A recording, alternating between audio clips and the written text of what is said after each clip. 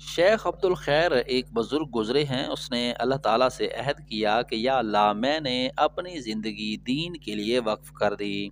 کاروبار، دنیا داری، سب کچھ چھوڑ کر ایک باغ میں رہنے لگے۔ ایک دن جذبات میں آ کر کہنے لگے کہ یا اللہ، میں آپ کی رضا حاصل کرنے کے لیے ان پھلوں کو توڑ کر ہاتھ نہیں لگاؤں گا۔ اگر خود سے زمین پر گرا تو کھا لوں گا۔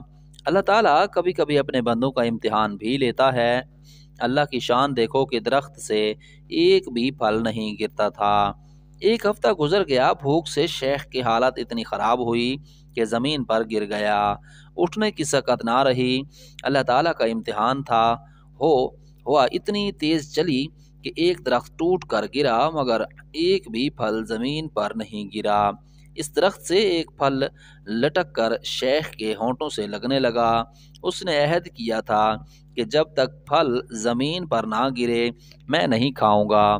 شیخ کی بھوک انتہا پر تھی۔ کہنے لگا یا اللہ، اگر میں نے پھل نہ کھایا تو بھوک سے مر جاؤں گا۔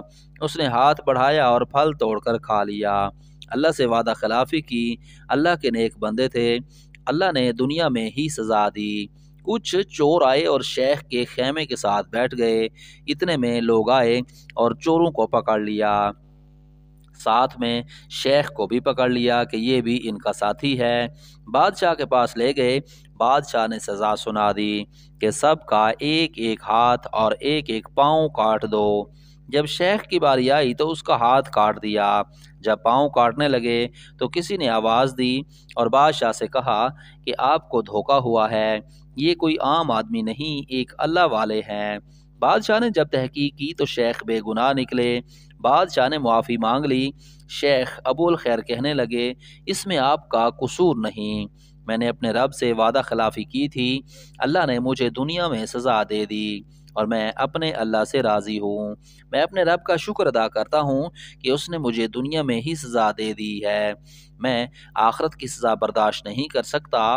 شیخ ابو الخیر نے توبہ کر لی کہ یا اللہ، میں اپنا حلال رزق کماؤں گا اور آپ کی عبادت کروں گا۔ وقت گزرتا رہا۔ ایک دن ایک شخص نے شیخ کو اپنے گھر میں دیکھا کہ دونوں ہاتھوں سے ٹوکریاں بنا رہا ہے۔ وہ گھر کے اندر گیا اور شیخ سے دوسرے ہاتھ کے بارے میں پوچھا تو شیخ نے اس کے منہ پر ہاتھ رکھا اور کہا کہ کسی کو یہ بات نہ بتانا۔ میں نے اللہ سے توبہ کی اور اللہ سے کہا کہ یا اللہ، میں اس سزا پر راضی ہوں، مجھے قیامت کے دن رسوا نہ کرنا۔ جب میں صبح اٹھا تو میرا دوسرا ہاتھ اللہ نے ٹھیک کر دیا تھا۔ سبحان اللہ۔